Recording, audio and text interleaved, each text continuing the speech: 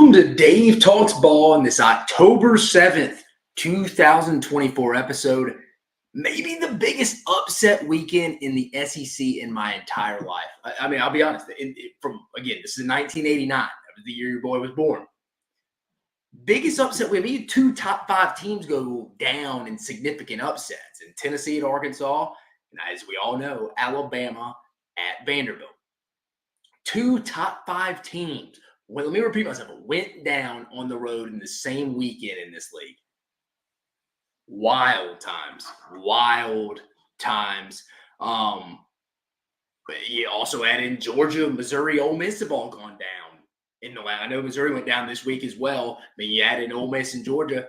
Everybody's kind of taking their fair share of punches. It's just kind of the truth this year. Texas is the lone undefeated team in the league heading into Red River. The Red River shootout this week is Oklahoma.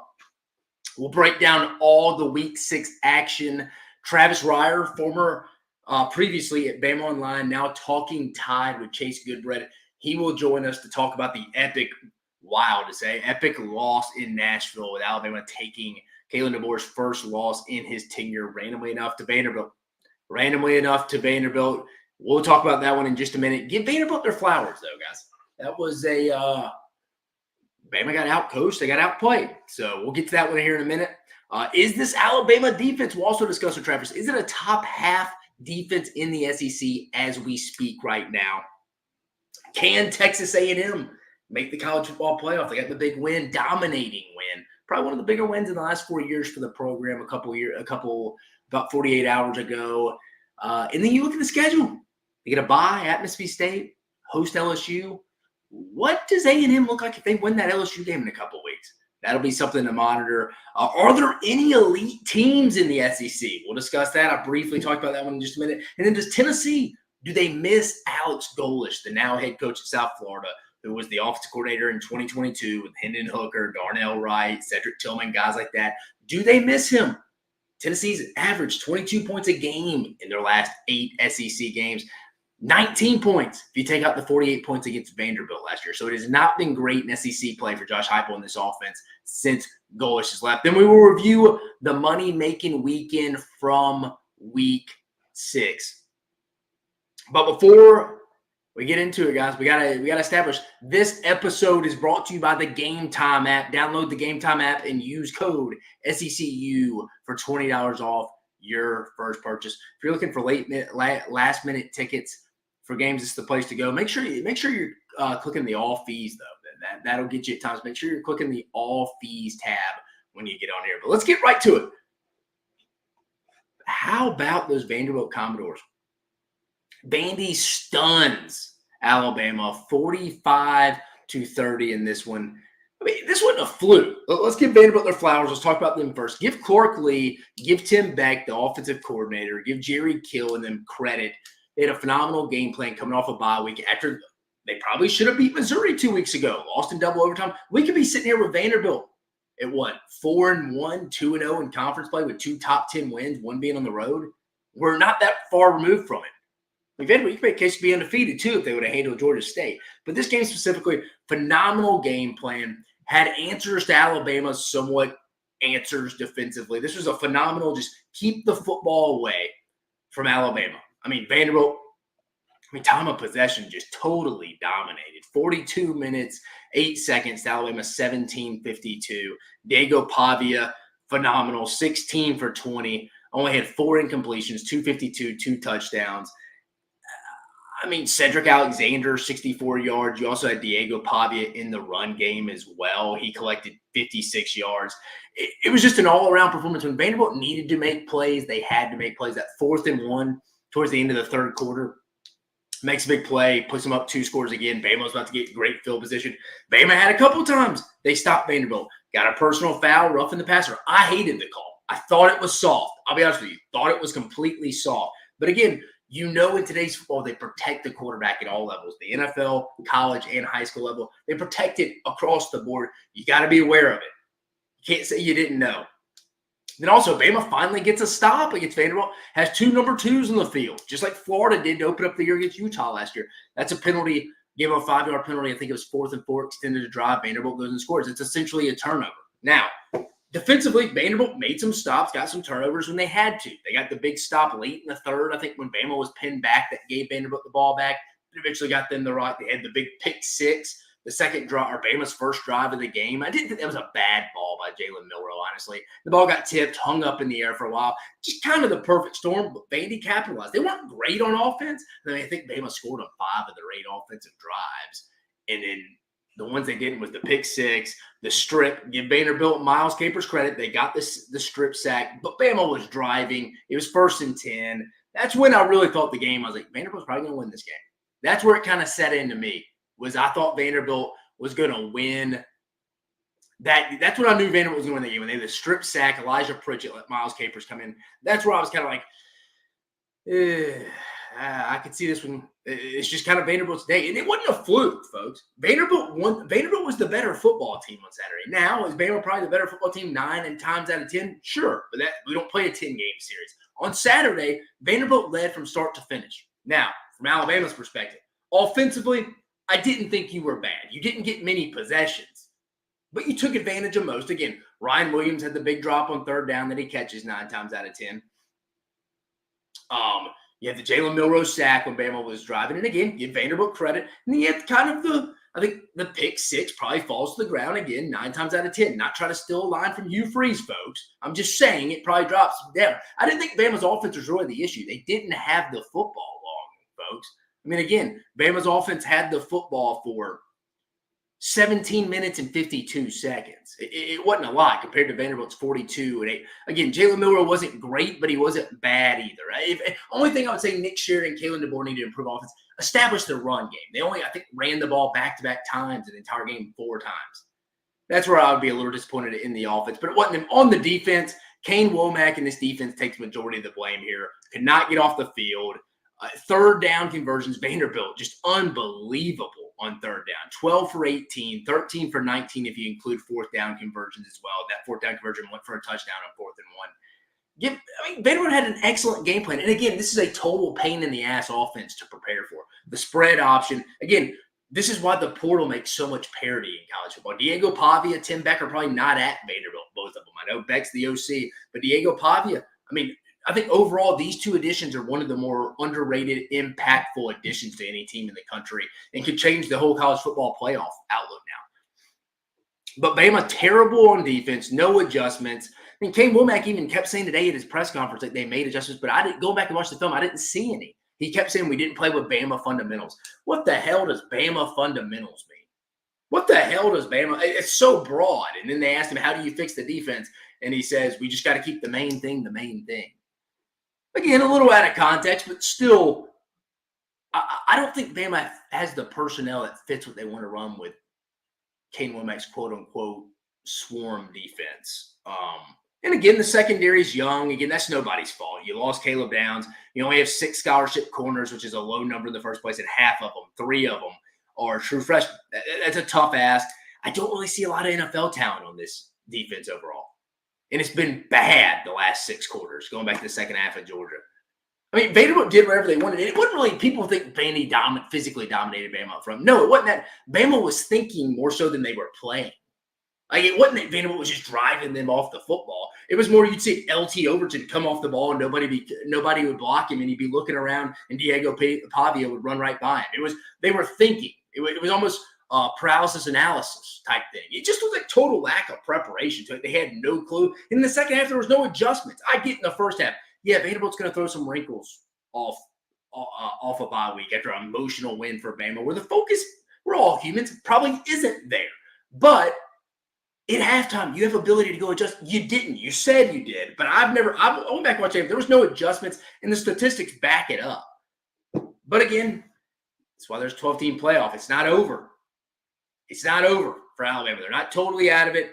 Tough loss, though. It almost wipes away anything you did against Georgia the week before. And Bama probably been sitting phenomenally if they just win the Vanderbilt game with what happened around the rest of the league as well. But give Vanderbilt credit, folks. They've got the 45-30 game, and I want to just keep hammering. That wasn't a fluke on Saturday. Vanderbilt was the better team. They were the better coach team at that point across the board. Don't want to keep hammering. We'll get Travis Reier here on in a bit. We'll keep talking about this. But Vanderbilt, biggest win in program history, one of the worst in Alabama. That was one of the worst defensive performances I remember Alabama playing since probably 2001 LSU, where Rohan Davey, Josh Reed lit up Dennis Franchione and them. A Nick Saban-led team happened to be. And then this one, and then probably the 2018 national champion, 2019 technically, but 2018 season national championship against Trevor Lawrence and the boys. But moving on, Arkansas stuns Tennessee and Fayetteville. This was the second big top 5 upset in the SEC on Saturday. Let's give Arkansas their flowers first. Big win for Sam Pittman. You got to feel like that gives Arkansas a good shot. They beat Mississippi State, handle Louisiana Tech later in the year, a chance to go to a bowl game. They're 4-2 right now. You feel pretty good about that. Probably job-saving win for Sam Pittman. They got a bye week rolling into LSU, but specifically on Saturday, offense wasn't great. They had 5 red zone trips, came away with only 19 points, played the fourth quarter predominantly with their backup quarterback in Malachi Singleton, who he won SEC Freshman of the Week, but he looked like a deer in headlights.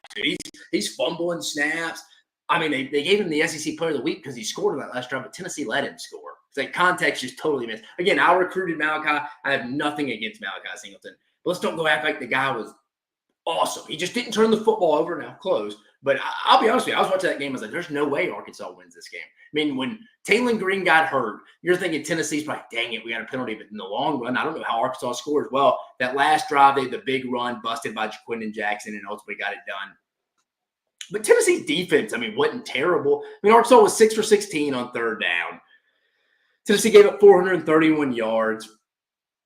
Passing, I mean, Taylon Green played one of his best. I thought Taylon Green was solid. 19 for 27, no interceptions. Again, Andrew Armstrong, he's a big threat, guys. 9 receptions, 132 yards. Thought our guy, Braylon Russell, did a really good job stepping up. Arkansas needed a second back step up, 8 carries for 62 yards. I thought give Travis Williams a little golf clap there. Give Travis Williams credit with that defensive game plan.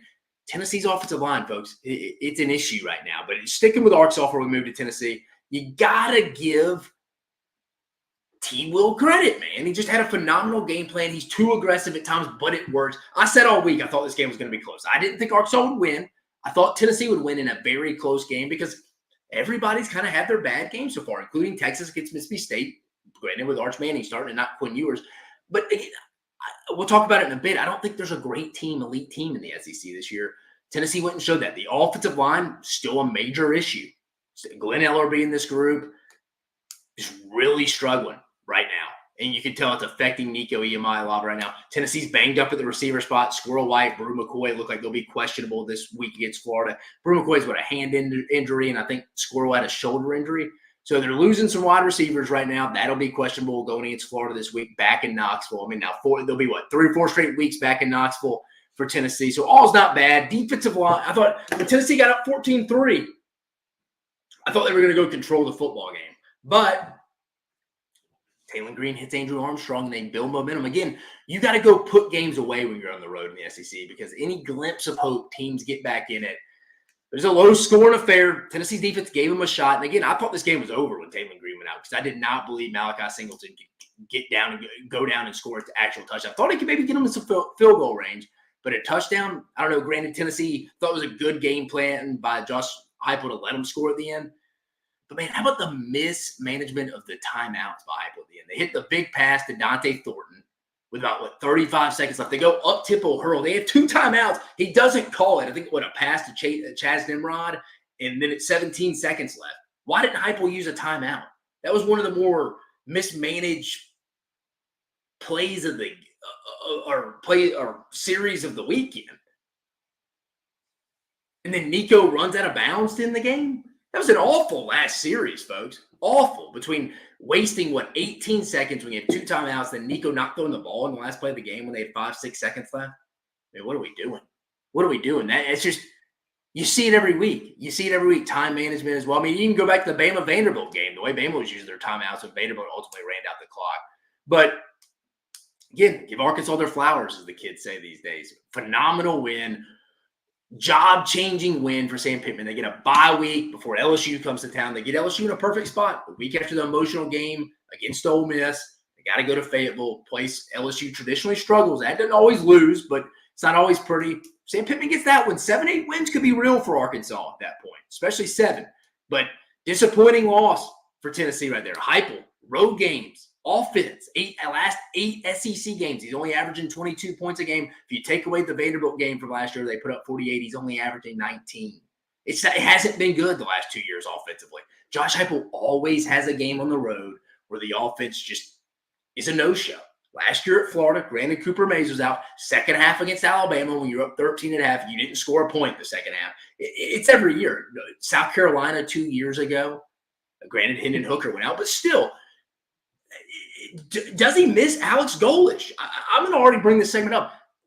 I feel like it's a combination of they miss a little bit of Golesh. I don't really think Joey Hazel is the guy really for him to be Josh Heupel's right-hand guy. I think Alex Golesh has got some crap to him, and he'll tell Josh Heupel stuff he doesn't want to hear going back to their UCF days. And I also think Glenn Ellerbe is an issue on the offensive line as the offensive line coach. There's not development going on. There's not a lot of great recruiting. I know they have the number 1 offensive tackle, but I've heard a lot of teams passed on him from some NIL perspective. He's all about NIL. You got to start signing some big-time guys. I know the 2022 offensive line was awesome, but you also had Darnell Wright. That's where for Tennessee you get a little concerned. It's a big – in 2 weeks, I mean, Tennessee's got to handle business against Florida this week. Game looks a little tougher than we thought. It's a big game in 2 weeks for both Kalen DeBoer and Josh Heupel in 2 weeks, the third Saturday in October. We're not going to get into that, but just wanted to bring it up. You don't want to take away the win from Arkansas. Phenomenal win for Sam Pittman. Tip of the cap to Travis Williams, that defensive game plan. And in Tennessee, got to take the training wheels off that offense, and you got to get the offensive line figured out. Nico looks a little deer in headlights. Heupel doesn't look like he overly trusts him much, especially on the road. Again, Nico hasn't been bad. He's not losing them games, but at some point, if you're a college football playoff team, an SEC championship contending team, a national championship contending team, he's going to have to go help you win some games at some point. You got to take the training wheels off, even if the offensive line's not playing well. I think Nico's got to start using his legs more. Maybe not in the design run game, but when you're outside the pocket, nothing's there. Just tuck it, take it off and run, dude. He almost reminds me a little bit of Jalen Milroe last year. It's like he was proving, and again, no one doesn't think Nico's not a great player or he's not a pocket quarterback. He's going to be fine, folks. I just think a little bit with Nico right now is he's like Jalen Hurts last year. He wants to stay in the pocket and prove he can thread the needle at all 3 levels. Go out there, calm your nerves, pick up a big 3rd and 5 with your legs.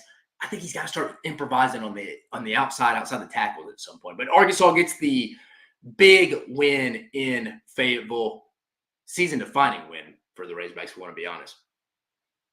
Texas A&M just dismantling the Mizzou Tigers, folks. Just dismantling the Mizzou Tigers here. I mean, let's go to the box. Whatever. A&M getting the 41-10 win over Mizzou, another top 10 team in the SEC getting after. Give Texas A&M, give Mike Elko, Jay Bateman, the defense coordinator credit. They had Brady Cook seeing ghost. I mean, Cook was 13 for 31, 1 touchdown. The offensive line slide protecting. Go back and watch the film. They had them all over the place. The running backs can't pick up in pass protection. They're showing different looks. After that first drive and the pass interference was waved off, I felt like it sucked all the energy out of Mizzou. It did. I mean, A&M had a phenomenal defensive game plan. They played chess, not checkers, especially even throughout the whole week. They were acting like, Connor Woodman may play. You heard Eli Drinkwitz arrogantly say, it's just semantics. They're not going to play him. Why would they bench a 3-0 guy that hasn't turned it over? And that's fair, but they also, remember, Marcel Reed, the quarterback's sister, is the on-campus woman at Missouri. They didn't let her out to practice. So you kind of look like a goon a little bit at my point. You almost were arrogantly like, they'll play him. But give Mike Elko credit. Big picture of thinking there. Connor Woodman finished 18 for 22, 276 yards. Didn't throw for a touchdown interception, but was really good. Was threading the needle. Le'Veon Moss was 12 for 138, 3 touchdowns. Armari Daniels had 9 carries, only 34 yards with 2 touchdowns as well. Just across the board, a phenomenal game plan. One of the best I'd seen from A&M in the last couple of years. Big picture thinking from Mike Elko. I think he understood they could go win maybe 7-8 games with Marcel Reed, but at some point you're going to have to throw for over 160 yards in a game against a good team. They never did. They couldn't do it against Florida, Arkansas. Connor Woodman, the better quarterback across the board, has more hand talent, gives them a higher upside to go compete potentially for a college football playoff spot. The schedule sets up. We'll talk about that one in a minute. Mizzou, are they mid-zoo or Mizzou? What do we think, folks? I know it's kind of corny cliche there, but Missouri has a lot to work on. A lot to work on. I mean, they do. They have a lot to work on as they head into their next few games here. I mean, they got a trip at UMass this week, random game. And they host Auburn and they go at Alabama. You better be ready for that Auburn matchup. You better be ready for that Auburn matchup, folks. And then I think Missouri it just looked too big for them defensively with new DC Corey Batum, too. I just don't think that secondary is very good. And let's be honest, A&M's receiver crew with Noah Thomas and them did not show a whole lot until this game. I mean, how good is the Missouri secondary? We don't know. And Brady Cook has not played well at all this year. So we don't know. We won't really know again about Missouri until the next couple of weeks when they head to Tuscaloosa on October 26th. I mean, Auburn could give them fits at home. Auburn's not bad defensively. Peyton Thorne's not as bad as people think. I mean, hell, I may even be more in favor of Peyton Thorne than Hugh Freeze is, the way he throws him under the bus after every game. But Missouri's got to get back, man. They lose one more game. The 10-2 does not get them in. They've been underwhelming this year. They've been underwhelmed. But again, give A&M credit, just dominating performance. Mike Elko, big picture thinking, playing Connor Whitman, phenomenal defensive game plan. Remember, Mike Elko's never going to get out schemed, guys. He's always had a good defense. I keep telling people that. Even people in the industry, I know. I try to tell them. Phenomenal defensive coach. Tip of the cap to Connor Whitman, Mike Elko, and Jay Bateman. Phenomenal game plan. Big win. It kind of gets overlooked by people now because of Alabama dropping one to Vandy, then the nightcap with Tennessee losing to Arkansas. But we didn't forget you, A&M. We didn't forget you. You're right on cusp of getting into the playoffs. Next, Rebs cruise in Columbia. Game was really never even close, I felt like. It's honestly, there was really no flow to this game. Again, I was in Athens for the Georgia-Auburn game, and credit to my beautiful wife. She drove while I watched the afternoon games. And again, what I hate about the SEC schedule is they overload these afternoon games. You had Bama, Vanderbilt going, Ole Miss, South Carolina. You also had obviously Auburn, Georgia rolling. You just had a lot of games kind of rolling on, discombobulated a little bit. But overall, though, I mean, 1, 2, 3, 4. Overall, though, I mean, it wasn't. I mean, Ole Miss 27-3. I mean, it could have been worse. I mean, this game could have been worse. I mean, it really could. There's really not a lot to talk about. I mean, South Carolina's offense, I don't know. They still don't know what the identity of this team is. Dow Loggins, I don't think really wants Lenore Sellers as his quarterback. He wants to stretch the field with someone like Spencer Rattler. They don't have that. Lenore Sellers isn't healthy. I don't know where they go from there. There's really no strength to this offense. The offensive line's not great. Hadn't been good since the JFK administration. FDR administration. Sorry. Receivers, who's the number one threat there? Mazio Bennett. Rocket Sanders banged up a little bit. Oscar Attaway's okay. I mean, Josh Simon may be the best threat in the vertical passing game, the tight end. I just don't know really where they go this week. I mean, I think their game plan against Alabama should be to try to possess the football, limit Bama's possessions. But again, South Carolina's defense, they're fine. I thought Shane Beamer made a mistake going forward on faking the punt on 4th and 1. Kind of killed him a little bit. Ole Miss, wasn't overly impressed with the Rebs. I thought this was one of the more locks of the week. I thought Ole Miss would definitely win this game. Jackson Dart, 14 for 27, 285. Ole Miss got the run game going for 140 yards, led by Henry Parrish, who was questionable in this game. I mean, no receivers really had any game. I mean, this was a game Ole Miss kept going down with injuries. There was really no flow to this game overall. It just kind of had a weird vibe to it. South Carolina really had no good game plan coming off a bye week. Ole Miss desperately needed this one. Ole Miss heads to Baton Rouge next, guys. And remember, only 2 teams since 2019 have won true back-to-back road games in the SEC. And I'm not talking about how Tennessee just did a bye week sandwich in between. I'm talking about true back-to-back road games. I'm talking about true back-to-back road games. That's what Ole Miss is facing this week. They face true they go to Columbia, and they go to Baton Rouge. Only 2 teams have done it. 2019 LSU won a national championship. 2021 Georgia. I don't count Bama in 2020 because the stadiums weren't full, to be fair to Alabama. But it's going to be a challenge for the Rebs. Night game in Tiger Stadium. Now, South Carolina draws another team that is back into a corner desperate for a win. And that's Alabama. I mean, they've got LSU, who's already came in off a loss against USC. A game Carolina could have won. They got Ole Miss, who was desperate for a win coming in this past week. You saw that win. And now they got Alabama. Again, this was just a weird game. I mean, you go back and watch it, and you're like, I'm not really overly impressed with Ole Miss in this one. They kind of just came in, handled business, got out of there. Defense is improved. But again, Are they just that winded? Are they an out-of-shape defense that has to sit there and fall on the ground and stop clock a little bit? I mean, they're definitely improved. Pete Golden's unit, talented, deeper than they've been in a while. Probably since 2014-15 with Dave Womack. But I don't know. Sometimes Ole Miss's offense it just doesn't get going for whatever reason. I mean, if they're not going fast, again, they make all their plays on first and second down. If they get into third downs now, they aren't comfortable. That'll be key for LSU and Blake Baker this week. But again, great win for Ole Miss across the board, 27-3. You don't take road games for granted, especially South Carolina, who beat up on a Kentucky team already. But an interesting win, big one for Ole Miss this week, big one for South Carolina as well. Big one for South Carolina as well, heading into Bryant-Denny. Florida handles UCF in a bounce-back win. Quickly going through this one. I regret taking UCF in this pick'em, honestly. I should have thought about it. Florida did have a good bye week. It looked like Billy talked about how it was one of their better bye weeks he'd been a part of. Who knows if that's actually true? But they looked like they were kind of they were playing with some cohesiveness across the board.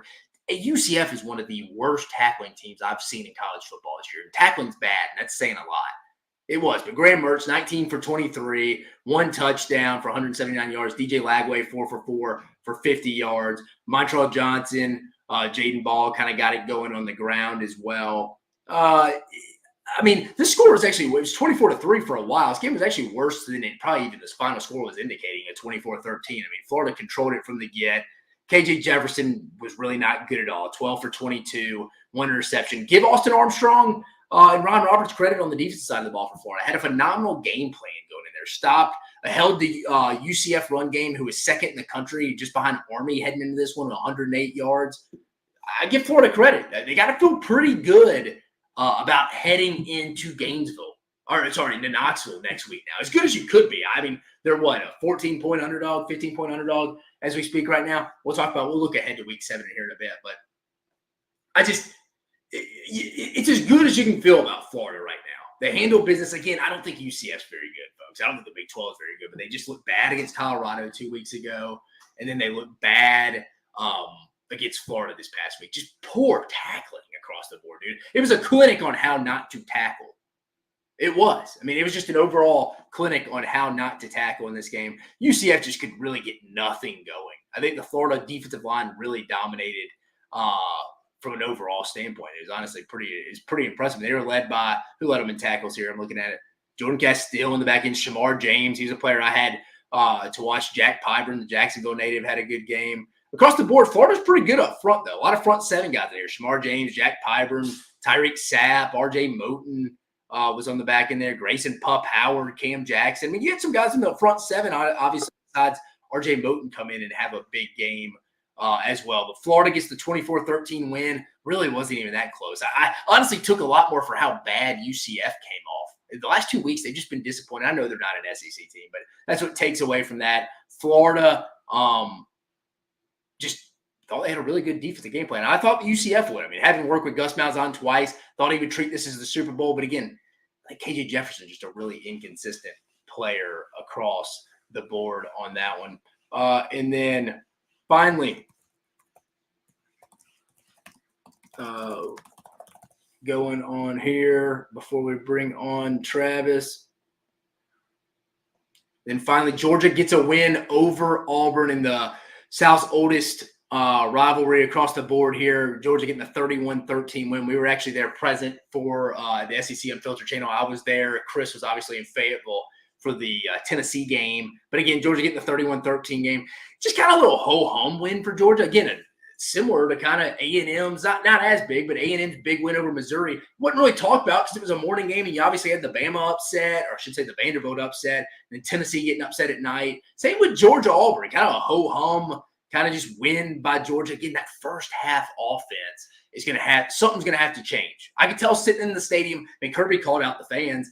It just kind of – they're a little on edge with Mike Bobo and Carson Beck right now. They just are. Again, if it wasn't for a pass that was intended for someone else, they don't score 14 points in the first half. It's 14-3 at half. They were really staring at 7-3. Remember, 6 points against Clemson in the first half, 3 against Kentucky, 7 against Alabama and Tuscaloosa, and you were almost at 7 again. Some way, somehow, Georgia has to focus on getting better starts in the first half offensively, or they're not going to end up reaching their ultimate goals.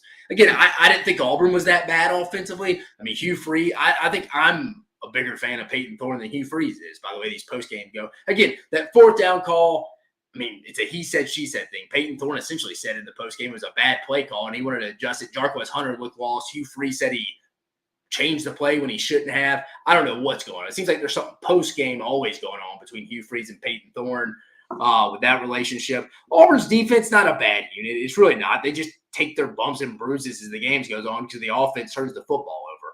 But overall, it's about how you would think this game went. Georgia pulled away in the second half, but still, things you got to work on. Things you got to work on, I think, even on the back end of the Georgia defense. Again, I said it going into the Alabama game for Georgia. How good is Georgia's secondary? And again, you're comparing it to their own standard.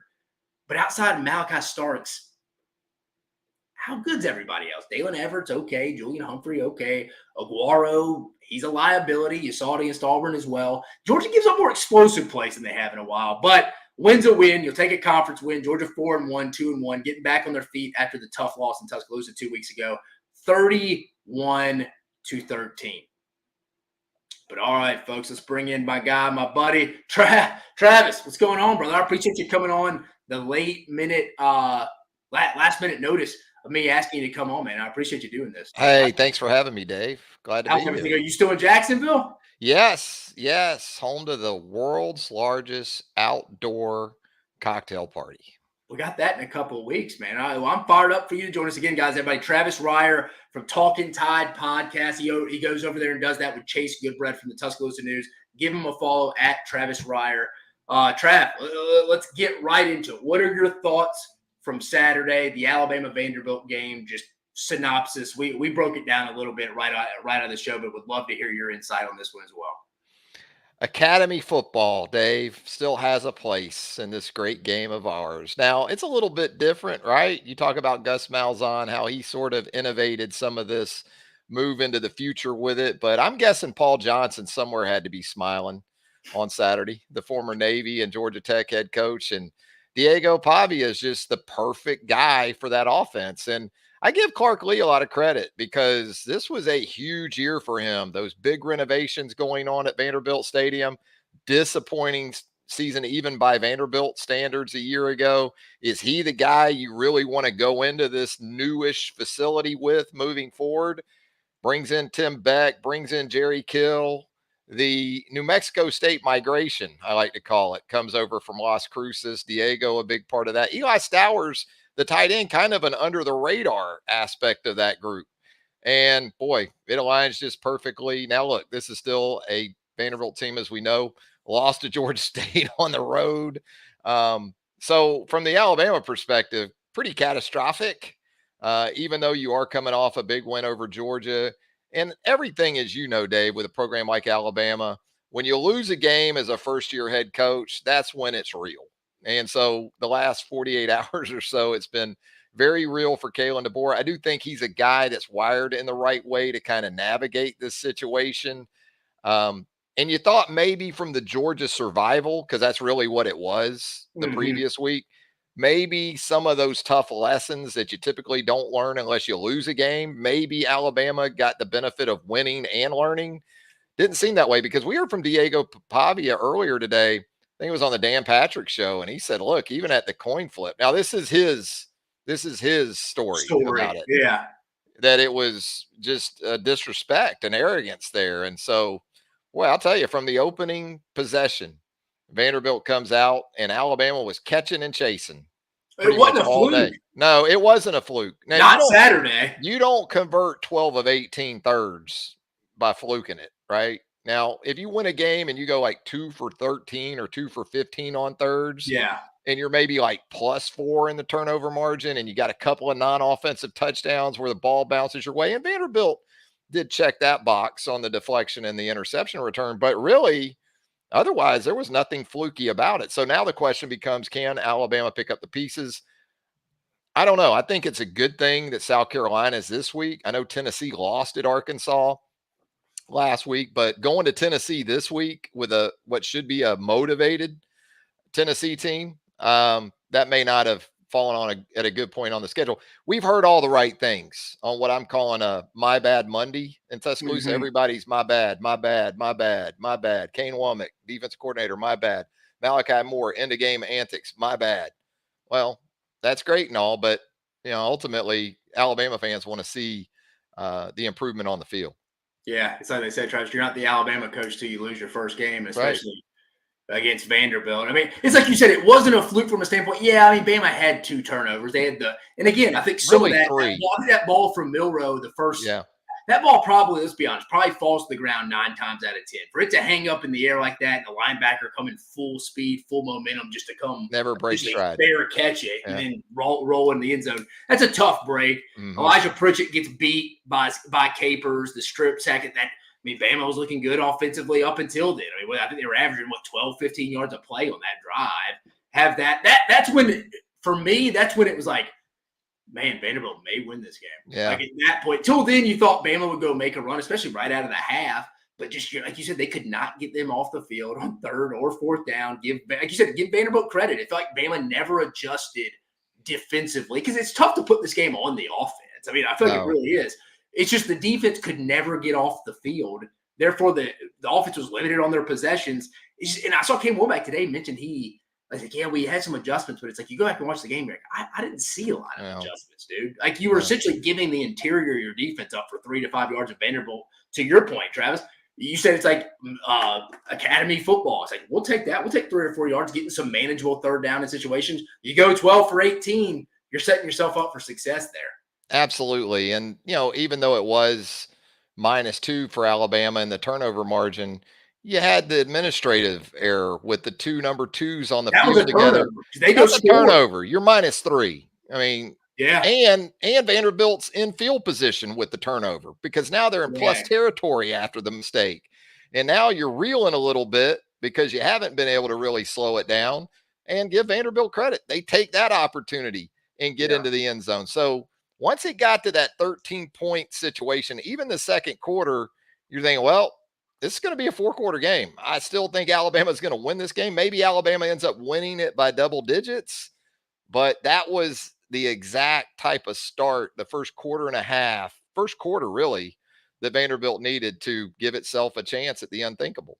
Travis, in your lifetime, is this the biggest? I wouldn't say, again, I was born in 89. I'll let you voluntarily give away your date if you want. But in my life, I don't know if this is the biggest brand wise. It probably is in my lifetime for an Alabama team. Losing to Vanderbilt never happened in my lifetime. Born in 1989. But from like a valley and peak from one week to another, from beating Georgia, then losing to Vanderbilt, it's probably the biggest valley and peak you'd ever like from one week to another, at least in my lifetime. I think people are going to see Vanderbilt, but if you watch Vanderbilt as you do, Travis, you're a football guy. Vanderbilt's not, they're pretty good football. I mean, for Vanderbilt, they're pretty good. They could easily get to 6. This week against Kentucky's a big one for them. But I don't know if it's the biggest upset, but I would say from a week to week standpoint, tell me if you agree, this is the biggest high to low at least I've seen in my lifetime. In my lifetime, I haven't seen top ranked Alabama, number 1 ranked Alabama. I've seen some Alabama teams lose to lesser opponents, even going back into the Coach Bryant, Paul Bear Bryant era. I think Alabama was 72-2, something like that in Tuscaloosa under Bryant. Now, they played a lot of those big games back then in Birmingham, but I think they lost to Southern Miss maybe towards the end of his tenure. So yeah, I mean, from that standpoint, it's hard to come up with another. I know a lot of people go back to 2007 ULM, but Alabama was bad by You're November. comparing apples and oranges. That team was rotten. I mean, they went 0 for November. It wasn't just ULM. Yeah, because you were coming off what LSU and Mississippi State losses. Yeah, Sly got them. I mean, then DJ Hall suspended for the half. Like you said, they had internal stuff going on at that point, and they lost. I mean, you were going from almost winning the SEC West against LSU to you were fighting for bowl eligibility. Yeah, I mean, they had kind of staved it off for as long as they could between just not being very talented. I was on the field in 2007 for LSU, Alabama, Tuscaloosa. That was truly varsity stuff. No, this was at the top. So that's where I've got this one, I think. A couple other questions. Again, Travis Reier joining us, guys. I appreciate him joining us from the Talking Tide podcast.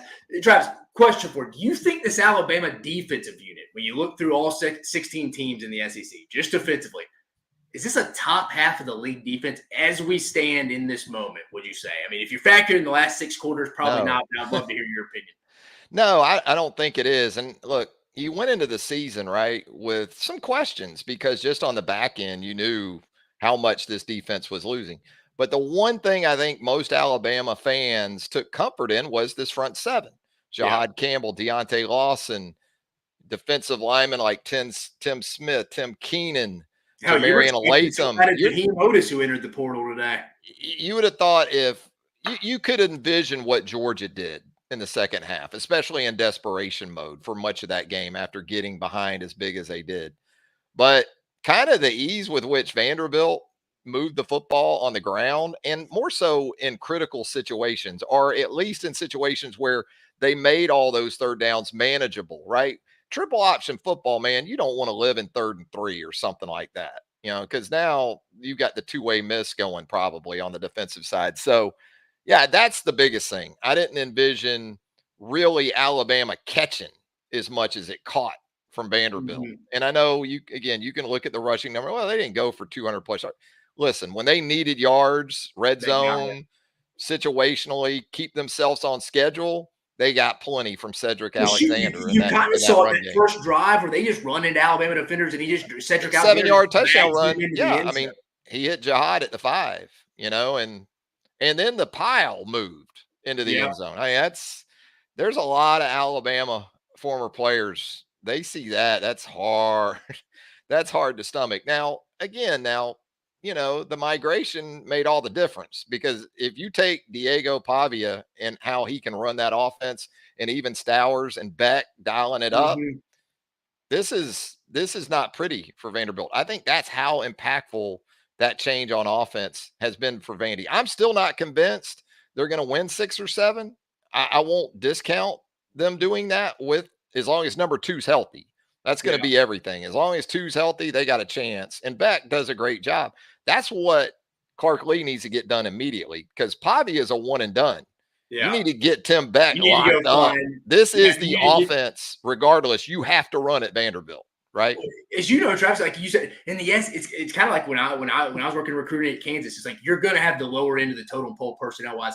You can't go run the spread offense everybody else is running when you have lesser talent. You got to go zig when everybody else is kind of zagging a little bit. And like you said, Tim Beck, probably one of the more under the radar offensive hires of anyone in the country. It won't get talked about a lot unless Vanderbilt goes and wins 7-8 games. But overall, though, the transfer portal has made this with more parity because, again, Diego Pavia, Jerry Kill, and Tim Beck are never in Nashville if this stuff ever happens. So No, at least Diego Pavia isn't.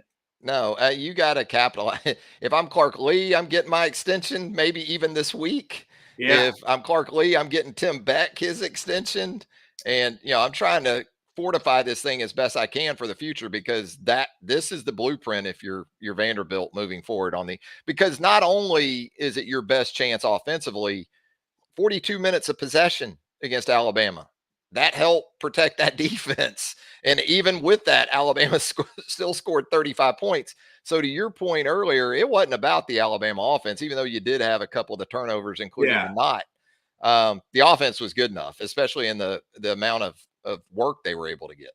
Yeah, I mean, as we both know, I mean, Bama has such an obvious personnel advantage, depth advantage over Vanderbilt. But if you're only running 45 to 50 plays, Vanderbilt's depth on defense doesn't matter. They're like, oh, we'll go run 45, 50 plays. I mean, most teams can withstand this. But before we move on from the Vanderbilt game, I know you've probably talked about this ad nauseum, but I thought I'd ask you thoughts on the whole Malachi Moore outburst at the end of the game. Yeah, it's just unfortunate because I think the sample size with Malachi Moore really before this season tells us that he's a stand-up guy, he's a good guy, he's the kind of guy that you want in your program. Obviously Nick Saban, it says something when you're a captain under Nick Saban and then the new leadership comes in and maybe there's some carryover there. But Nick also waited to the postseason to do the permanent team captain thing. So maybe that's something you consider if you're Kalen DeBoer moving forward, even with a 5th-year guy, a veteran like Malachi. But, I thought it was interesting that Kalen DeBoer very publicly today got his guys back. And, you know, I think there still had to be some consequences internally, which I'm going to go Mhm. ahead and anticipate that was very much the case. It sounds like Malachi took ownership of it unsolicitedly. Immediately. Didn't have to come to him and say, look, Malachi, you got to get up in front of the team or you got to issue something on social media. I think that was genuine on his behalf. Um, but it is important for Kalen too. As you know, as a first year head coach, you got 100 guys looking at you. This is a captain. This is one of our top guys. Yeah. And how are you going to deal with this situation in terms of setting the tone very early in your tenure moving forward? So, that's something that is, too, you don't really know until down the road if you got it right or maybe you didn't, Yeah. because it's kind of a keep it moving situation because you got another game coming up. And that's probably a good thing for Alabama for a couple different reasons. But if it was handled well enough or properly, I think that's something you truly don't know for sure until down the road a little bit. But again, Malachi, from a track record perspective, it tells us that give him the benefit of the doubt here, and let's see how he handles it too. Travis, is this loss to Vanderbilt? Does it change your ceiling floor for this team at all for the rest of the season? I thought they were kind of a 10-2 team in the regular season. Um, anyway, but yeah, I mean, this was a back pocket win that you had No coming doubt. into the season. I mean, come on, especially on the road, which now it kind of puts you in a position of you think about what's left on the road.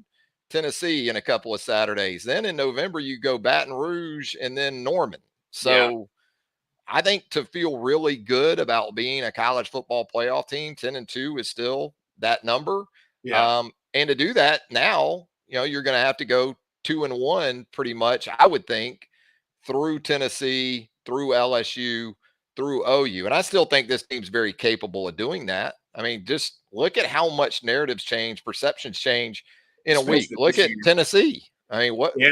I thought Tennessee would thump Arkansas. I thought that was a tipping point game for Arkansas. They'd been through a tough couple of games. Auburn, the win was still very, very tough. A&M was a tough game. I just thought they were going to be at a point where it was set up for Tennessee to go out there and make more of a statement than they did even at Oklahoma in that Yeah. win over the Sooners. And boy, give Sam Pittman and Travis Williams and that staff a ton of credit because they answered the bell big time. So we think we know a lot, and every week we come to find out we didn't know probably half as much as we thought. You don't. I sit here on the show every twice a week, and it's always like, all right, I feel like about week 4 or 5, you start to get a feel for a team, and then week 6, this past week happens. You're like, yeah. I think you talk to some of these teams, you talk to people around the program and stuff, and I don't even think they know week to week right now with as much coaching continuity that's gone or lack of coaching continuity, the portal. It just makes it so unpredictable. Again, all these guys have so much on their plate and stuff like that. But brings me to my last question here for you, Travis. And again, I appreciate you joining us. You brought it up a little bit. You brought up Tennessee. Is there an elite team in the SEC, you think, this year? Or you think it's just kind of, hey, I think the middle bottom of the league outside Mississippi State's probably better than expected, but I don't know if there's the heavy hitters up top that we're kind of used to seeing in this league. Yeah, I mean, now you're looking at what Texas He's the only undefeated team. sitting there.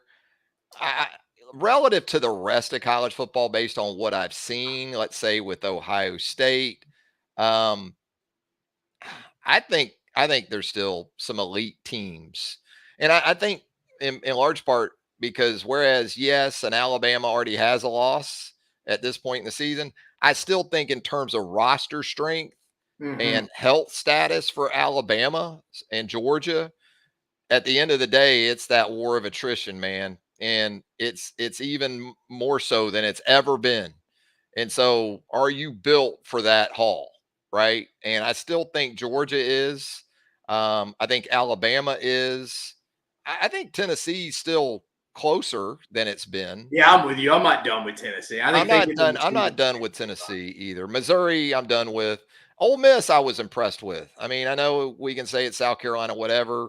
From a psyche and intangibles perspective, Yeah. they must have something to them because that was a perfect place for an Ole Miss team in the past to just start the precipitous drop off right Yeah, after they that got loss it to where they went in Kentucky at home. cruise control. And they did it with defense in Yeah, large part on the road, and that travels, as you know. So, I still say Texas, Alabama, Georgia, A&M's intriguing now after last week. That's probably LSU. It's unfortunate because the injuries, for yeah, that team. I think they still, with Garrett, have that sort of puncher's chance in a lot of games. yeah. But probably those 3 or 4 is where I would put it. Still is top 7 or 8 teams in college football. Yeah, you're right. The Nussmeier and some of the weapons LSU has on the outside does make that game scary for a team like Alabama coming on the road, Hmm. where Alabama's very vulnerable in the secondary right now with that young secondary. So, yeah, no, I mean, you're right. It meant wild. I mean, you were sitting here talking about Alabama losing to Vanderbilt and what's kind of up next, especially after they beat Georgia the week before. Last question here. This one just came in my head before I let you go. How much pressure do you think's on Kane Womack the rest of this year? A lot. Look, I think most Alabama fans realize that going into the season, again, there was a lot of turnover. The biggest questions for this team were on the defensive side of the ball. I mean, Mm-hmm. that's, if we're being fair here. Yeah, It's sure. not like Kane inherited a seamless situation in terms of personnel. And Yeah. plus, he's putting in this is different. It's a different scheme. Conceptually, schematically, I'm still trying to figure out what the heck the Wolf position really does in this defense, because Wolf, I went baby. into this thinking he was going to be more like a true edge, and he's mugging it up in the A gaps, right? Yeah. In front You of, go back and watch the game. I'm glad you said that. I was like, am I the only right. one that's going crazy seeing him in the A game? And they do it against every team. So when you tell me you make adjustments, a lot of the same concepts, whether it was Vanderbilt last week or Georgia the previous week, it may end up being innovative and change the sport, change defense as we know it. But I'm just intrigued at this point because, boy, it's different. It's different, that's for sure. And It's look, there's times I think it's great if you believe. You have to believe in your stuff, your whatever it philosophy. is. You Yeah. have to have conviction.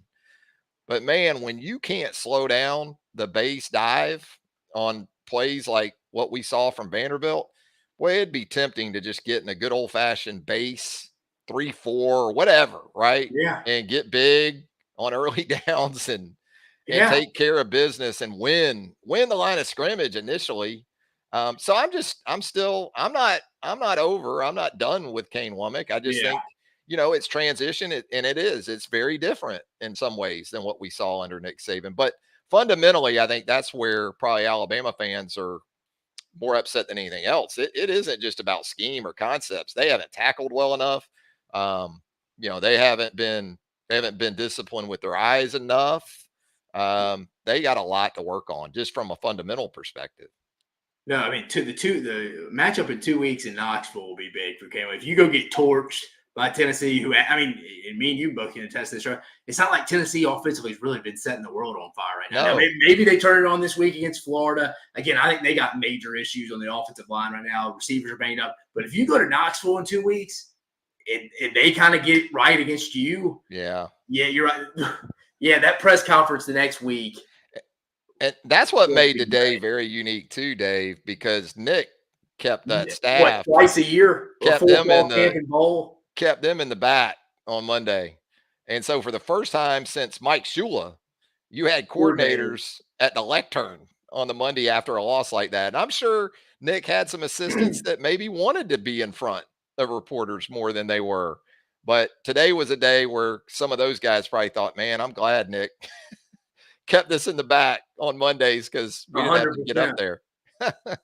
No, you're right. Wild times. But again, Travis Reier with us, joining us, talking a little Alabama Vanderbilt, rest of the SEC. Travis, I appreciate you joining us, man. Again, if you don't follow him already, go follow him. He's on the Talking Tide podcast, him and Chase Goodbread. Go give him the follow at Travis Reier. Phenomenal Alabama football and basketball content. Basketball less than a month away. NATO's and them should be pretty good. Again, pretty good's underselling it. They should be really good again this upcoming year. But Travis, I appreciate you joining us, man. Hey, be safe if that what's the track of that recent hurricane? Yeah, it's Tampa? cutting right across, unfortunately, man. Tampa to St. Pete just doesn't look good.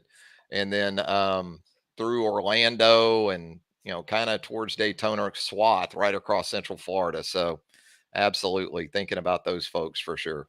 Well, you be safe as well. I know you're in the state, Thanks, and I Dave. appreciate you taking the time. Have a good night. Appreciate it. Take care.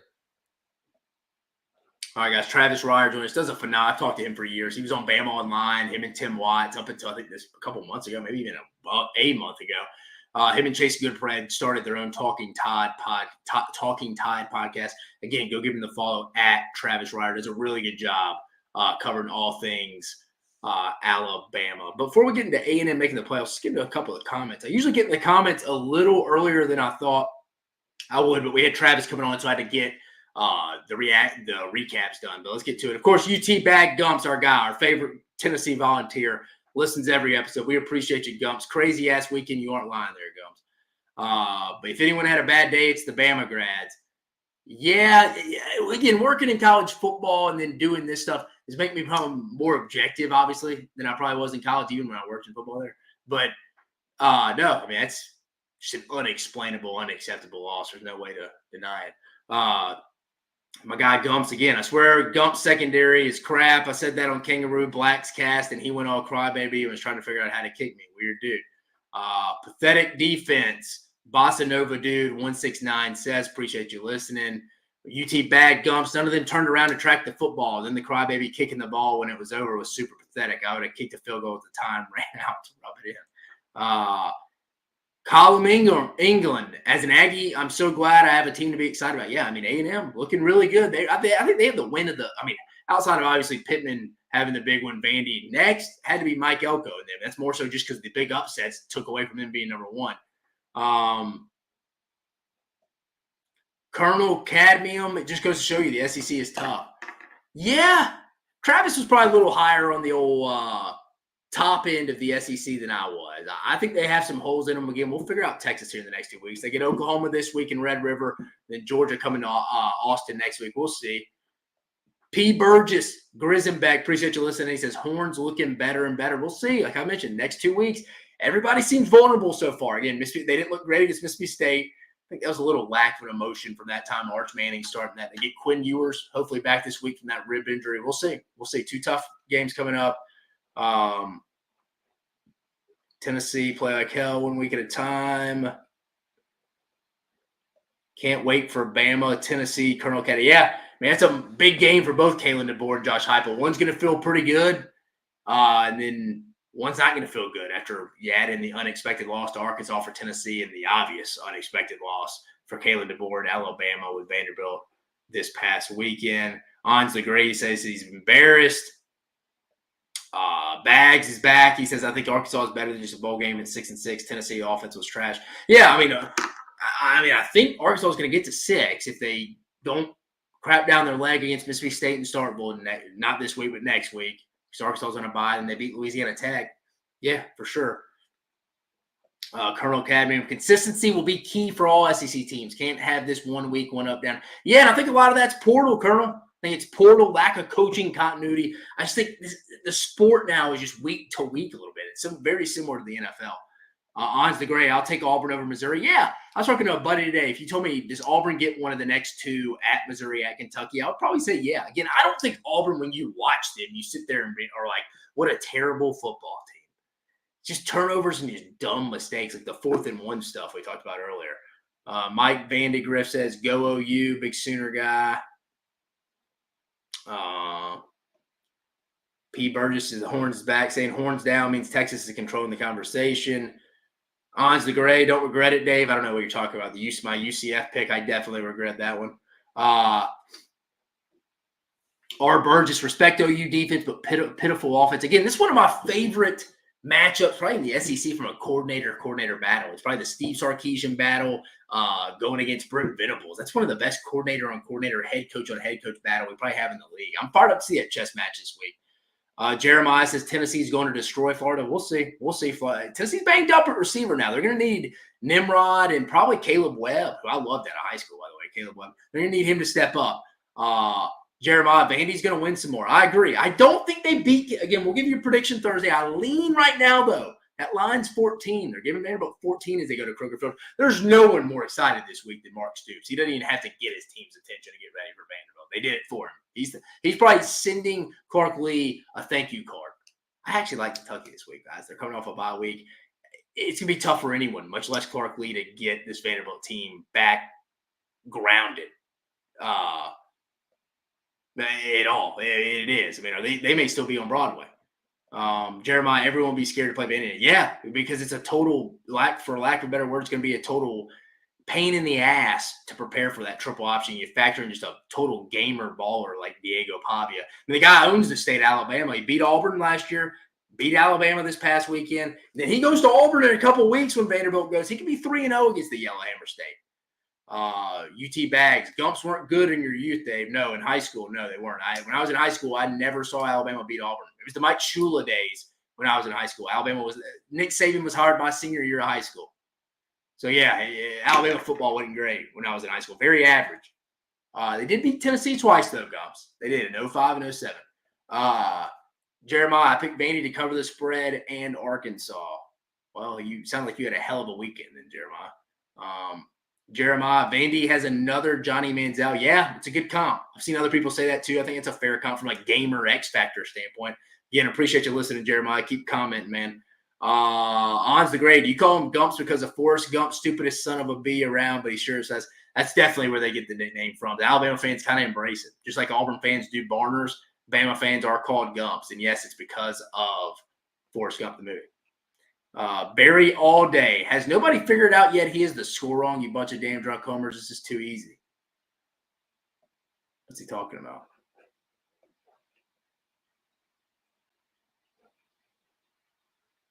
Oh, it's on the Vandy. I got you on the Vanderbilt graphic. Yeah, sorry. On the Vandy graphic. I don't know why I typed sorry, guys. Typed that in wrong. Sorry, the 40-35 win. Apologize. Yeah, you're 100% right. Thanks for calling that. Thanks for calling that out. Let me go back to our comments. Where were we? A&M is legit. Where were we? Has nobody figured out he is the scorer? You bunch of dumb drunk homers. This is too easy. Yeah. Vandy plays the number one team in the country again. I mean, at some point they will. Texas goes to Vanderbilt, goes to Nashville this year. Gump says, how about there's few heavy hitters, but an off day? It's tough to win weekly in the SEC now. Yeah, I don't think anybody ends up going undefeated, if we're being honest. Tennessee is legit, Jeremiah says. They will stomp Florida.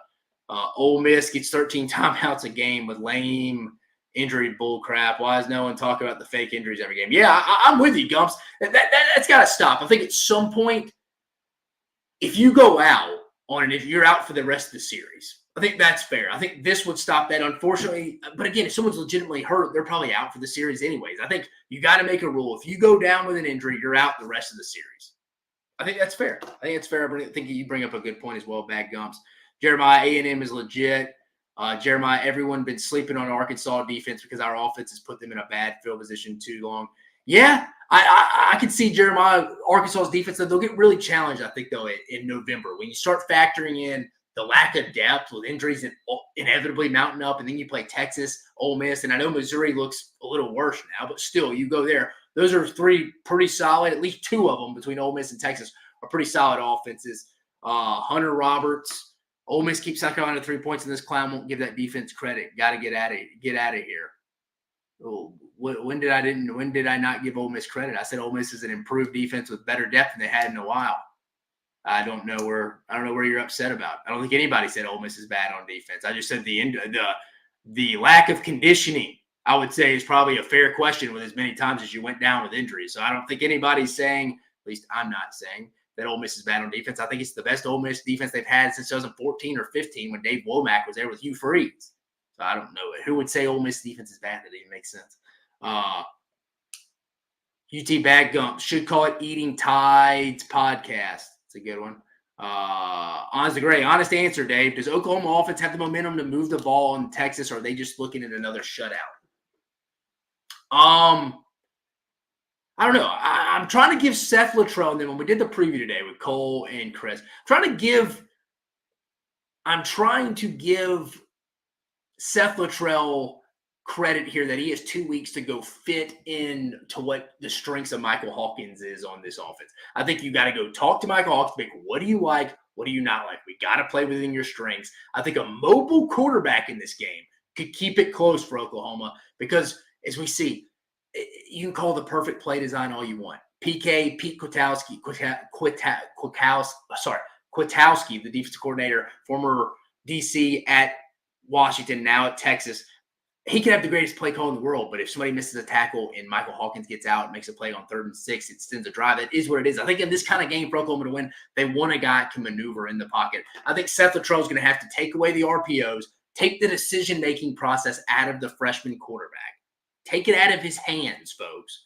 I wouldn't even – hey, if it's a run, it's a run. If it's a pass, it's a pass. Don't make him overthink this against a good Texas defense led by PK. I think Oklahoma can hang around. I actually think this game's going to be close. I don't think they're going to get shut out, no. But I'm going to give Seth Luttrell them credit. They've had 2 weeks to factor in a game plan that fits to Michael Hawkins' strengths. And if Michael Hawkins isn't getting it done, don't be surprised if you see Jackson Arnold come back in the game either. But again, you got to take the decision-making out of these young quarterbacks. Jeremiah, SEC is very strong this year. Manny Alcantara, pissed off Bama and Bryant Denny might be a long day for my Gamecocks. Yeah, poor Shane Beamer. Again, I think Shane Beamer beat himself, overthought it, had a terrible game plan coming out of the bye week. But if there's anyone that had a tougher schedule break, I mean, they've gotten these – I said it earlier, they've gotten teams, LSU coming off a loss in a must-win situation. LSU gets it done. Ole Miss coming off a loss to Kentucky, goes to Columbia, has to get it done. They get it done. Now, Shane Beamer's like, God, we're getting Alabama coming off a Vanderbilt loss, and we got to go there. That's 3 games they've had teams back into a corner in a must-win situation. So it's a tough schedule break for South Carolina. Jeremiah, Auburn is good without turnovers. Yeah, I agree with that. Tennessee, they have depth at receiver. I was about to say, Mike Matthews sliding for Squirrel dropping passes this year. And they're going to need Caleb Webb and Nimrod to step up as well, Gums. Super 64 Club. If you checked out our idea, 64 best major college football teams playing each other, yeah. I mean, I think at some point it's going to go to a 72-team league if that's what you're talking about. Appreciate you listening, Super Photo Club.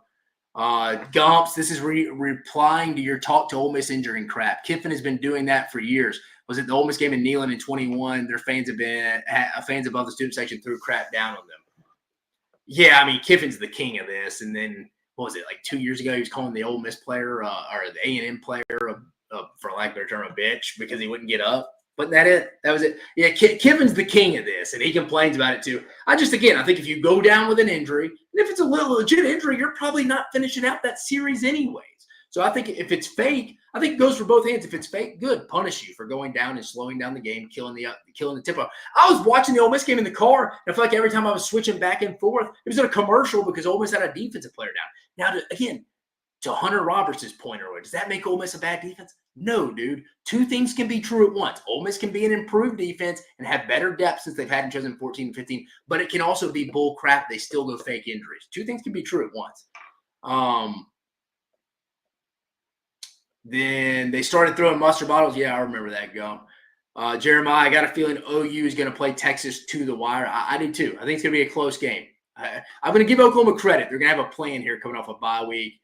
And then, Jeremiah, my favorite pick this week is Vandy to cover. We will agree to disagree, but you know what, Jeremiah? I appreciate you listening. I just think it's going to be a hell of a task for Clark Lee to get them to come back down after this. And they're facing a better defense. Call a spade a spade. I talked about it on another show today. Kentucky right now as we speak at 10:08 p.m. Eastern Standard Time Zone on October 7th. Kentucky is a better defense than Alabama right now. And the difference why I think they beat Vanderbilt, they have a big interior disruptive guy in Deion Walker. That's going to be key. You know Mark Stoops and Brad White are going to go hang their head. Hey, this ain't just a normal Vanderbilt win. Nobody's really being able to keep this offense in check. If they can, I'm telling you, they got a really good front seven. Are you serious sports? Blake Ruffino. Dave, you pick Ole Miss and then you miss my comment. The hate, Shane. I haven't picked Ole Miss yet. I didn't pick that game. Cole and Chris had picked it. With Trey Harris being out, I may change my pick. I haven't picked this game officially yet. I will on Thursday. I'm actually getting Neil McCready on as the guest. I had you on first week for USC. Now I'm going to have McCready come for the Ole Miss perspective for the big game. I actually have not officially picked this game yet. I haven't. I go back and forth. I'm starting to lean with the kid now, unless Kiffin's just BSing around here, but he mentioned they're going to prepare that Trey Harris is not going to be able to play. I don't know. I kind of lean LSU as we stand right now, again at 9:10 on October 7th. Or 9:10 Central, 10:10 my time here, Eastern Standard Time Zone. But again, my clock on my computer is still Central Standard Time Zone since we moved to Atlanta. But I don't know, Blake. I'm not officially there yet. Give me Thursday. Again, for SEC Unfiltered, I didn't get assigned to predict that game. If I would have, I'd had to make the prediction today. I hadn't had to. So I'm lucky. I got a couple of days to get the injury report in. UT Bags, yeah, that emotion with Vandy will likely make them fall hard. I agree. Blake, again, if you pick Ole Miss, you will not be welcome in the Bayou. Yeah, that's why Chris isn't going to pick. And honestly, as it gets closer, Ole Miss off the bye week at night, it's my favorite game of the weekend, honestly. It is. I'm fired up for this one. Again, I'm even more fired up for this one than the Oregon-Ohio State game. I know this is an SEC show, but overall, I think we're going to see Oregon-Ohio State again. I don't think we see Ole Miss LSU again. But I'm fired up for this one. I've not submitted a pick yet, so don't blame me for picking Ole Miss yet, Blake. Don't blame me yet. UT Bag Dumps. I picked the sports medicine doctor on the sideline this week at Ole Miss. All right, guys, a couple other things I wanted to get to before we get out of here. Again, I asked Travis if there was an elite team in the SEC this year. I don't think there is, guys. I think every team has pretty glaring holes to an extent. And Texas may be the only one. But again, go look at Texas' schedule. I think this is the last week. They play Oklahoma. After this, they're going to go play teams that are very run-heavy. Can they sustain that defensively after losing to Vondre Sweat and Byron Murphy? Keep that in mind now. Again, I think Vernon Broughton and Alfred Collins have done a serviceable job so far. But after this week against Oklahoma, you have teams, I'm pulling it up now, you face teams that are going to go try to run it down your throat every week here, I think, at some point. They're going to really test you. I mean, again, after this, you got Georgia, who certainly would love to go run the rock down you. At Vanderbilt, scheme-wise, Diego Pavia, they're going to go try to run right at you. I think Florida, they're going to go try to run right at you with Montrell Johnson. Arkansas certainly is with Jaquindon Jackson. And now the Braylon Russell kid. Kentucky, yep, it looks like Trip Trainum will be out for the year. But Simi Carno-Boy, they're going to try to keep him in there as well. Then A&M, I think, definitely with Le'Veon Moss and Amari Daniels, going to try to run it right at you. Can Texas withstand that? They've never saw that in the Big 12, and I may get hell for this. But that will be, because that'll be 1, 2, 3, 4, 5, 6 straight weeks. 6 straight weeks. Texas is going to have people, I think, going to go try to test that real interior of the defense. I don't know if Oklahoma can do it this week. I think you have to get more on the edge, especially with Michael Hawkins' strength. And the offensive line's not great for Oklahoma. I think it's going to be the first week they have all 5 guys start the same game in back-to-back games. Remember, they're coming off a bye week after winning against Auburn. But Texas, I think, is the best team right now. But again, I even think they have holes. Alabama, we talk about defense, not very good. I don't even think it's in the top half of the defense, top half of the SEC right now. Georgia, offense can't get started in the first half.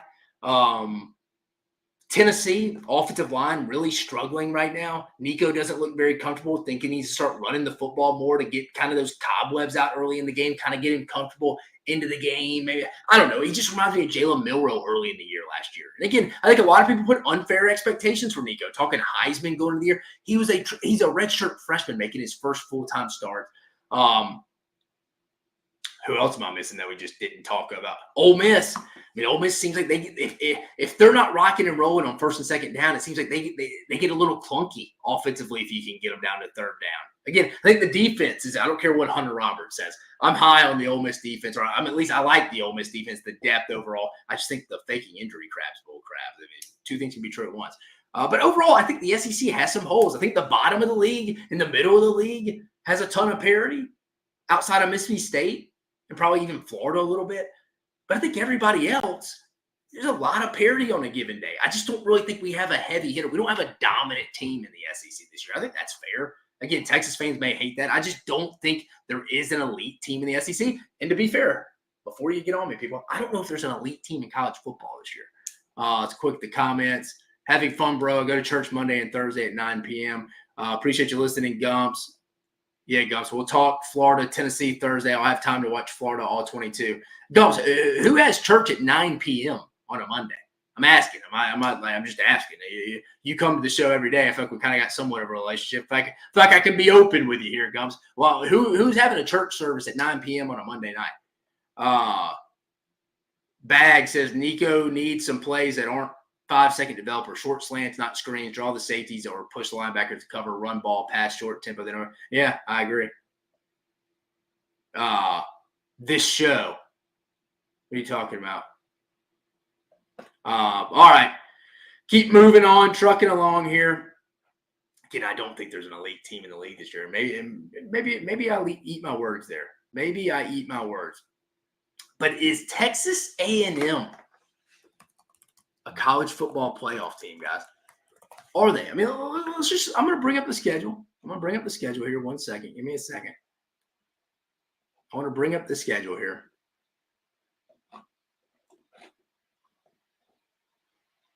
Share screen. I'm bringing up the schedule to show you. We're going to bum from our guys ESPN here. All right, as you can see, I'm scrolling down. All right, they're sitting there at 5-1 with the loss to Notre Dame to open up the year. So they're on a bye week this week. I think 10-2 gets them into the playoffs. Let's just set that there. They got 5-1. I think they beat Mississippi State off the bye week.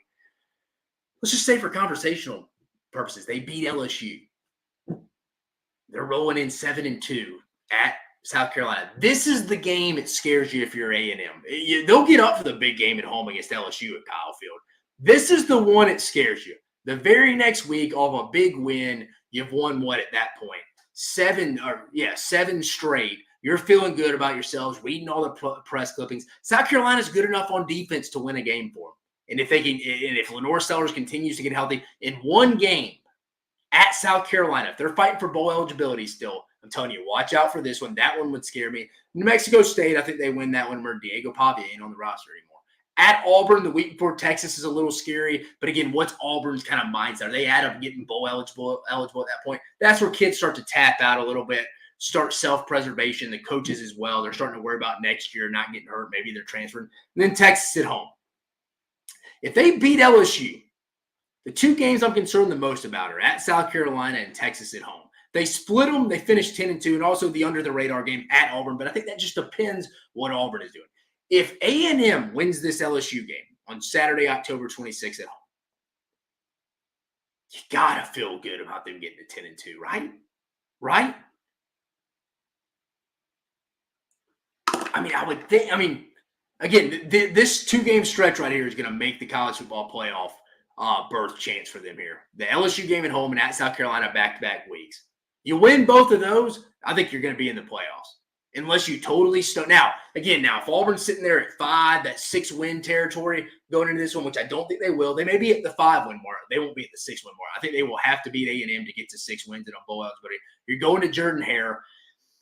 Auburn fans are pretty loyal. Let's call a spade there. They love Auburn. They'll show up in droves, especially if it's a night game or really any time at all. Hugh Freeze knows getting to a bowl game will be massive. Again, they're expected to win 8 games with that schedule, but you got to get to it. He knows he can't miss a bowl in year 2.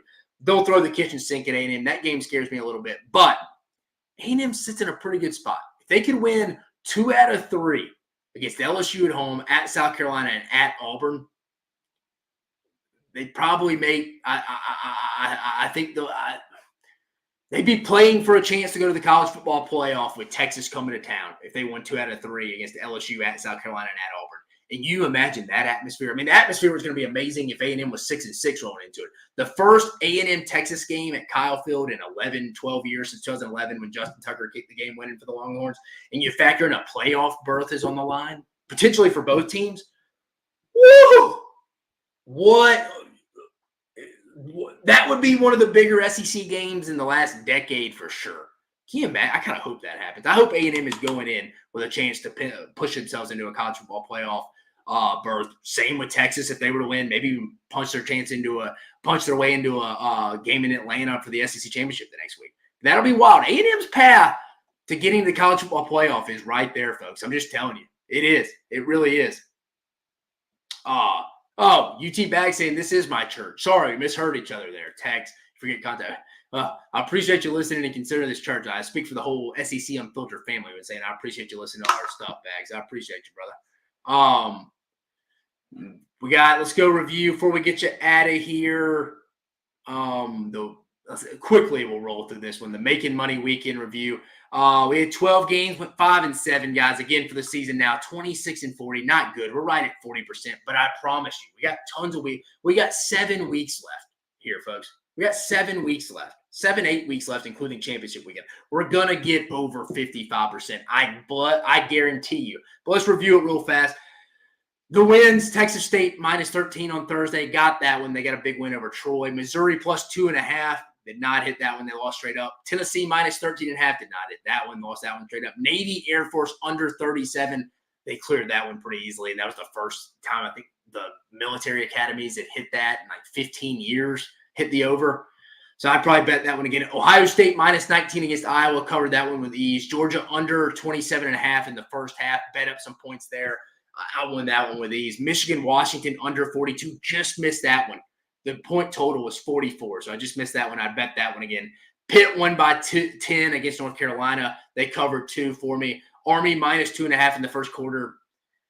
It was tied in the first quarter, so I missed that one. Baylor, Iowa State under 45. Baylor, I've been fading them, and they've been screwing me the last 2 weeks. Baylor, Iowa State game under 45.5. They cleared that one with ease. Lost that one big time. Louisiana, Southern Miss under 58. That hit for me, so I appreciate the Golden Eagles and the Raging Cajuns there. And then South Alabama, I took -3 against Arkansas State and Butch Jones and the boys. Butch Jones and the boys got the straight-up dub. So I went 5-7 there. Again, my winners were Texas State -13, Ohio State -19 against Iowa, Georgia under 27.5 point total in the first half. Won that one. Pitt -2 against North Carolina, and then Southern Miss, Louisiana under 58.5. Again, 5-7 week 6. Not acceptable. 26-40 on the season. Again, we're not going to hide from it. We're going to go to the drawing board. I'm not going to lie to the audience. Well, we haven't been good with our bets. Again, we've been really good with our straight up picks until this weekend. Again, my SEC picks were rough this past weekend. Lost Tennessee, lost Vanderbilt. I think a lot of people lost that. Lost Mizzou, lost UCF. I mean, it wasn't good.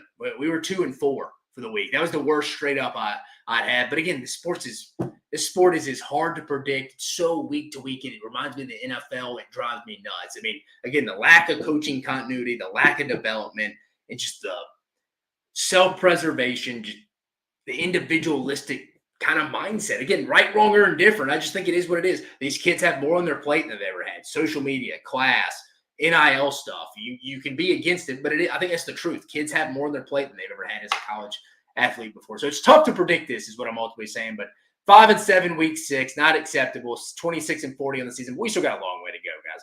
We're not even to halftime yet. This next week, week 7, will be halftime for our bets. We're going to get better. Keep hanging in with me, guys. I appreciate you listening. But before we get out of here, let's take a quick glance at week 7. First, the 11 a.m. Central Standard Time Zone kick on ABC. South Carolina comes in at 3-2, 1-2. Travel to Alabama, 4-1, 1-1. Alabama favored by 21 right now. Point total 50.5. Again, Shane Beamer, third team in the SEC between LSU, Ole Miss, and Alabama coming in with losses where they needed. South Carolina getting a schedule break here. We'll preview this one on Thursday, but Bama needs it. South Carolina needs it. Did not see Bama coming off a loss to Vandy heading into this one. Another noon Eastern game, 11 a.m. Central on ESPN2. Number 21, Missouri at UMass. Missouri favored by 28. Point total 53.5. My main thought, who the hell scheduled this game in Amherst? Just a random road game for Missouri. They needed to get back right after the dismantling of Texas A&M. Is it fair to call them Mizzou now, guys? I mean, Missouri just Brady Cook has just been so disappointed this year. And the defense just did not look great against an A&M receiver group that's done nothing against anybody else. 2:30 Central Standard Time Zone, ABC on ESPN+. Texas, number 1 Texas now at facing Oklahoma in the Cotton Bowl, the Red River Shootout. I hate how they changed this game from noon. It's a 3:30 Eastern, 2:30 Central Standard Time Zone. Texas favored by 14, point total 49.5. Again, most games you can say, throw out the record books. I don't think this one, though, you can.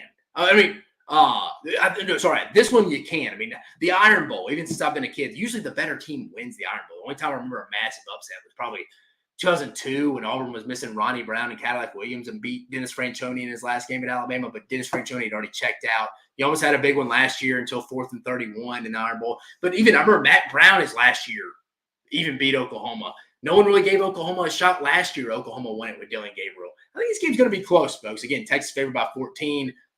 Mississippi State at Georgia, 3:15 Central Standard Time Zone. Or sorry, Eastern Standard Time Zone on the SEC Network.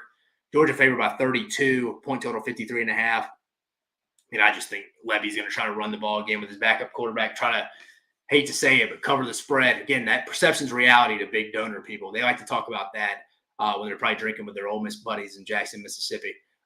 7 p.m. Central Standard Time Zone kick on ESPN. Florida at Tennessee. Florida coming in 3-2, 1-1. Tennessee dropping to number 8, 4-1, 1-1. Tennessee favored by 15.5. Point total 54.5. Can Tennessee get right? They've had troubles with Florida in the past. Florida probably feels as good as they've been all year after the UCF win. Tennessee coming in a little limped after a loss to Arkansas on the road, and they're banged up at the receiver spot, but we'll see. I think the big one of the week right here, 7:30 p.m. Eastern Standard Time Zone on ABC. Number 9 Ole Miss coming in 5-1, 1-1 in the league play with the loss to Kentucky. Travels to LSU. Number 13 LSU 4-1, 1-0 in league play. Ole Miss favored by 3. Point total 64.5. They're expecting a lot of points here. Blake gave me hell. I mean, last week I picked Ole Miss. Trey here's been out. Give me a couple of days to predict this one, but I'm fired up to watch it. And then finally, 7:45 p.m. Eastern Standard Time Zone on the SEC Network. Vanderbilt at Kentucky. Vanderbilt coming in 3-2, 1-1 off the biggest win in program history, beating number 1 Alabama. Kentucky coming off a bye week after their big win against Ole Miss. Both these teams coming in off big wins. Kentucky favored by 14. Point total 45.5. Again, the coach that's the most fired up coming in this week, Mark Stoops, does not have to go get his team ready for Vanderbilt. I think they're going to have a phenomenal game plan. Again, Kentucky's better on defense than Alabama is right now. I think they're going to give Vanderbilt some troubles. But that is the 4, 5, 6, 7 SEC games on the slate this week, guys. Go to the comments. The last time UT bagged Gumps, who guessed any of this crap happened last week? It was crazy. Vegas cashed in large. You're right. Jeff Gullidge. Is it important to point out South Carolina held almost only 3 points in the second half? Sadly, that won't help them this weekend. Bama's going to destroy South Carolina. I don't know if they're going to destroy them, Jeff. I mean, if South Carolina can come in with a decent game plan, be decent on first and second down, throw in their own terms, Alabama has holes, man, schematically on defense. You guys can watch the game against Vanderbilt.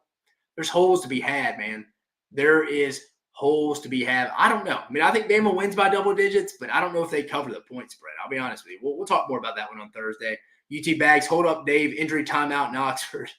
Ole Miss loses because all their players get hurt 16 times. The ref bashed Lane with a ball being hammered in the kneecap. But yeah, guys, I appreciate you joining us again, guys. We had 800 people listening to this live at some point. But guys, we reviewed all the wild Week 6 action in the SEC. Biggest upset weekend of my lifetime. Bama going down to Vanderbilt as the number 1 team in the country. Tennessee's top 5 team going in, losing to Arkansas on the road as well. We talked about, is A&M a playoff team? I think those 2 games against LSU and South Carolina in a couple weeks are going to determine that. It'll be interesting. They could be playing Texas at Kyle Field for the first time in over since 2011 for a shot to go to the college football playoffs if some things work out. Does Tennessee miss Alex Golesh? We talked a little bit about that. I don't know. I really think it's a lot of the offensive line issues. They haven't scored a lot. They're averaging 22 points in their last 8 conference games. Take away the 48 points against Vanderbilt last year, it's 19. Hasn't been great since Alex Golesh and Hendon Hooker have left Knoxville. Just saying. And Heupel has a road game he slips up every year where he's a complete no-show. Last year against Florida, second half against Alabama. This year against Arkansas, he's going to take the training wheels off Nico at some point. Nico's going to have to start running as well, I think, to get comfortable. They're going to have to figure out the offensive line spot. We talked to Travis Reier from Talking Todd podcast. He came in, talked about the big upset, big win for Vanderbilt. Talked about, is there any elite teams in the SEC right now? Is there an elite team? I personally don't think there is. I think Texas is going to find out in a couple of weeks because after Oklahoma, they go, 6 straight weeks where they're playing teams who are going to want to test the middle of that interior. That's nothing against Alfred Collins and Vernon Broughton. I just think teams are going to go venture in those waters, go test the waters there. And then we did the money-making weekend review. Again, wasn't great. But guys, we're not even at a halfway point. We're going to be over 55% by the end of the year. And then we gave the quick look ahead to the Week 7 action. I will give you the predictions on Thursday. It's my favorite night of the week. And we'll have Neil McCready, over there at the MPW channel, does a good job covering Ole Miss. We'll talk about it from the Ole Miss side as they head into Baton Rouge for another must-win game. Again, Remember that stat I told you? Since 2019, only 2 teams have won true back-to-back road games. When I'm talking about back-to-back weeks, not how Tennessee went to a Norman bye week and then Fayetteville. I'm talking about they went to Columbia this week. They go to LSU this week. Only 2 teams have won back-to-back road games since 2019. 2019 LSU, who won the national championship, and 2021 Georgia, who also won the national championship. 2020 Alabama doesn't count for the stat because it was not full capacity at stadium. So keep that in mind. Can Ole Miss go? Can they go trump that stat? But guys, I appreciate you joining us on this episode. I hope you have a phenomenal rest of your week. I can't wait to see you on Thursday.